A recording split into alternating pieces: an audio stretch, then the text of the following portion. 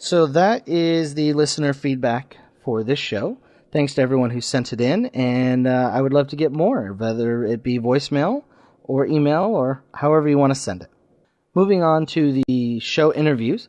The first one is with Gerry Cornelius. He returns to the podcast to tell us about his new publication called Cornelia. Then I have a discussion with Keith 418. And then lastly, I have an interview with Lon DuQuette regarding his latest books called Accidental Christ and The Key to Solomon's Key. So, without further ado, let's get into the interview with Gerry Cornelius. We have on the phone with us Gerry Cornelius. Welcome to the podcast, 93. Thank you, 93. Now, recently you've come out with a new publication called Cornelia. That's correct. And this is a slight departure from your previous projects of the Red Flame. Can you first tell me why this publication came about, how it's different from the Red Flame, and even where the name is coming from? Sure. Well, as everyone knows, Red Flame ran for almost 12 years. It was a long publication, but I didn't own it. Well, that's one of the things a lot of people don't understand. It was actually owned by my ex-wife. Okay. And she officially closed it down in October of 2006. Oh, okay. But it was always our AA lineage. It was a particular our publication. And since then, we've had the need to sit back and have a publication or an arm for publishing different material. Mm-hmm. So that was partially the need of Cornelia. The other problem that we were faced with is the fact that in the last few years, we're getting hundreds of letters about inquiring about our AA branch. Okay. And the thing is, we do not take on students. We're a very closed branch, unlike other branches. Mm-hmm. And we always wait till we have a one-on-one teacher available. Okay. So in lieu of doing that, you're doing the publication? Right. Because this basically meant because we have to wait for teachers, a lot of people are just waiting on the sidelines, more or less waiting for us. So we began Cornelia to reach a lot of these people who are outside of our branch but thirsting for teachings and information. And one of the things we realized is so many of them are asking the same exact questions over and over and over again. And so what we looked at with Cornelia, since our particular branch adheres strongly to only a three-grade system, the hermit, the lover, and the man of earth, Cornelia was decided they will give people the primary teachings as founded within our man of earth grade. Okay. So it was basically to lay the foundation. And we feel in this respect that if a person is unable to join our branch for whatever reason, at least they can study and continue on their own, read the information to see how our branch mutated and what we offer. And then success being the proof, they can either join later on or whatever. All right. Well, where did the name come from? Well, Cornelia is something that's basically the utterance of a lot of my soul, because I do a lot of the writings of the publication as I did with Red Flame. So we were trying to kick around different names, and we decided Cornelia, being the Latin feminine of Cornelius, my last name, more or less represents the female, the utterance of the internal soul of Gerry Cornelius. So this is kind of you outpouring your soul onto paper. Yes, and being the head of the lineage and the actual major teacher and writer, we figured it was appropriate. Okay. Well, when did this start coming out? I know you already have a number of issues. Yeah, it came out on January 1st. And like Red Flame, we have absolutely no due dates. Mm-hmm. We're adamant against due dates. Okay, so you're January 1st, 2007. That's correct. So we found out with Red Flame and other publications previous that the more we were faced with due dates, our work got shabbier. So we wanted to research and do material and release it when we're ready. And with Cornelia, we've already got about 18, 19 issues that we're just waiting in the wings. Because these are information that we've been handing to our Man of Earth students for a long time now. Now, when you say 18 and 19 issues, planned issues or actually published, printed, done, ready to go? These are done. Okay. We're probably going to release about 2 a month. We'll look at that. Okay, so you're saying you have 18 done, but you haven't released them all yet? That's correct. Okay, so we don't how many want to have you swamp released? everybody at once because people will cry. Okay. So we figured, give them a couple of issues each month and let them chew on those. Oh, okay. So as of February 2007, I guess about a month and a half since you've come out with it, how many issues have you published? We just released our 4th issue. Oh, okay. So are you going to be averaging maybe 1 or 2 a month for the next? Well, definitely 1 a month. We're going to probably try to shoot for 2. That's what we'd like to shoot for. But a lot of it hinges on my health because, as you know, I've been ill of late. And, who can come down and help me and assist me. Okay.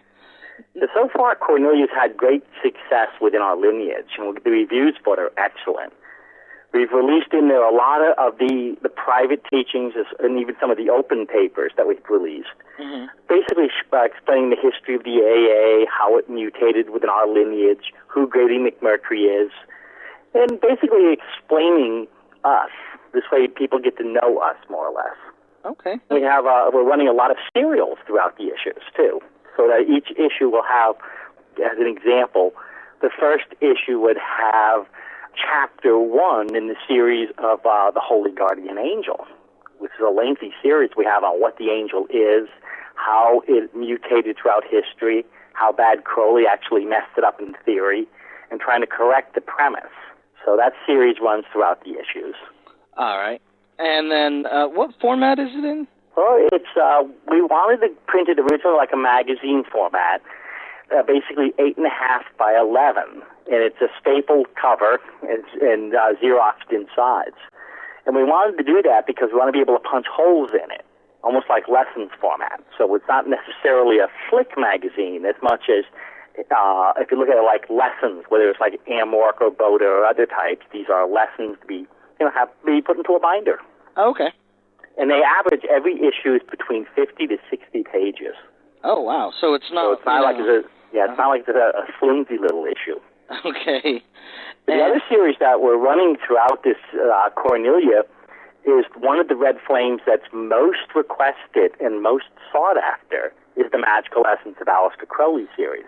And that was Red Flame number 7. That's correct. And that was originally a series that we released in amongst our AA lineage that we decided to publish in a format.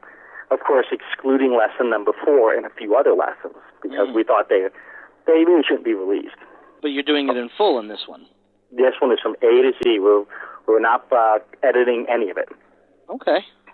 Well, if somebody was interested in getting these, how would they get in touch with you to order them? Well, we have our website, which is found at cornelius93.com, and we have our links to our publication. And there's also a link of an index page to the publication because we have one entire page which lists every single content per issue. So if you want to sit back and see what we're doing, because there's a lot of different articles in each issue besides just the main ones. Okay. For instance, another series that we're releasing, I don't know if you remember the old Friends and Acquaintance of Aleister Crowley series? Yes, that was Red Flame 3? That's correct. We had to edit that for the side. And we had to omit something like 13 chapters and edit every single one down into the format to fit that old Red Flame format.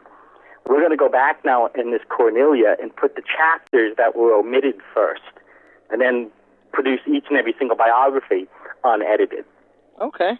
So every issue will also have one of these biographies.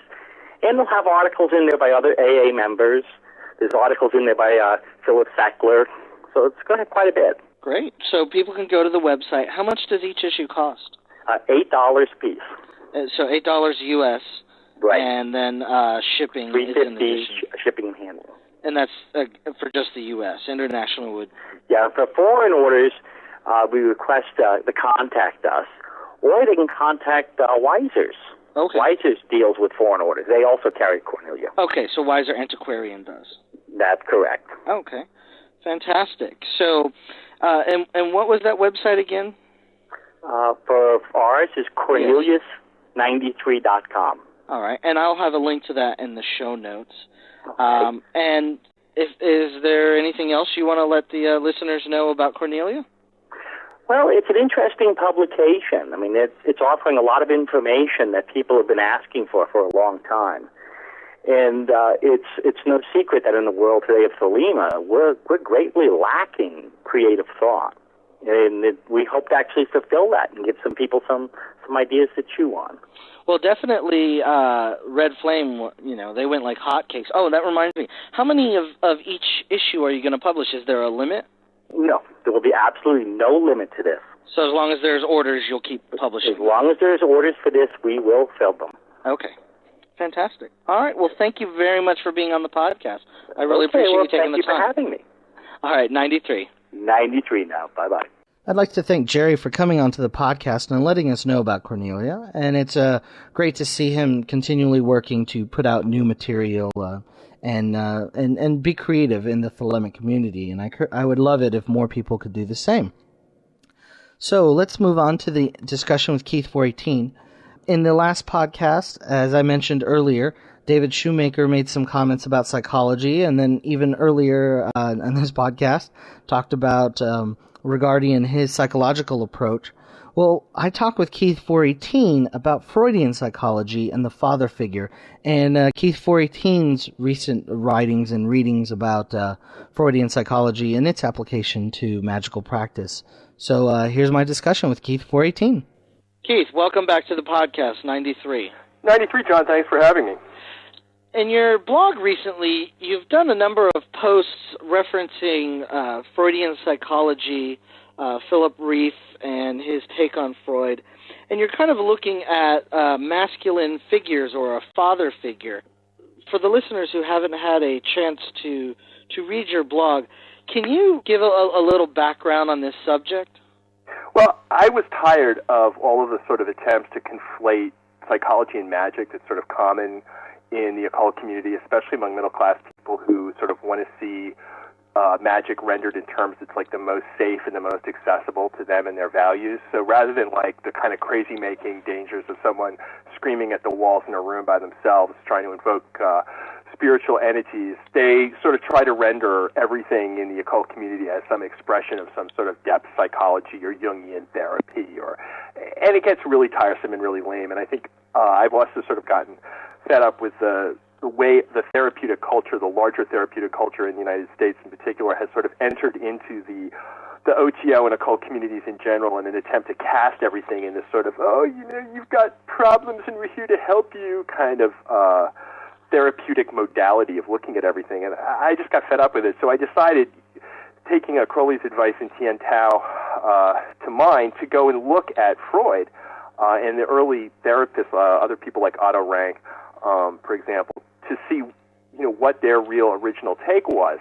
And lo and behold, I discovered some really great material, some really great stuff that, of course, is not at all part of the modern therapeutic environment in the United States because it's scary and unhappy-making, and it's full of dark urges and sort of the deep depths of human drives of aggression and lust and all the things that Americans in particular really don't want to spend a lot of time looking at or examining anymore. So I was looking in particular at the way Freud describes the features of libidinal energies and the way they basically inform a lot of the way we deal with and look at the world. And magic, and tantric magic in particular, deals with addressing, knowing, controlling those same libidinal energies. So I think Freud, unadorned pretty much, and sort of the kind of Freud that most people want to get away from, has a lot to teach us, and especially has a lot to teach magicians and tantricists, because he lays a lot of it on the line. And, I've been gratified in that some of my friends and readers have looked at this material and said, yeah, this is great stuff, this is really helpful, this is good. And it sort of is a way to kind of, I guess, redeem the psychological input that we're getting that's not that good, and sort of turn it around and say, hey, what does this stuff really have to teach us, and what's the unhappy-making, hurtful, difficult, but nonetheless revealing material in it. So in terms of looking at the primal father, you have to go to one of Freud's most controversial, if not his most discredited books, which is Totem and Taboo, where he talks about the origins of the family and of all of human society in the primal horde, which is ruled over by a primal father that that Freud explicitly cast as being like Nietzsche's Overman. Mm-hmm. And the more you look at the influence that this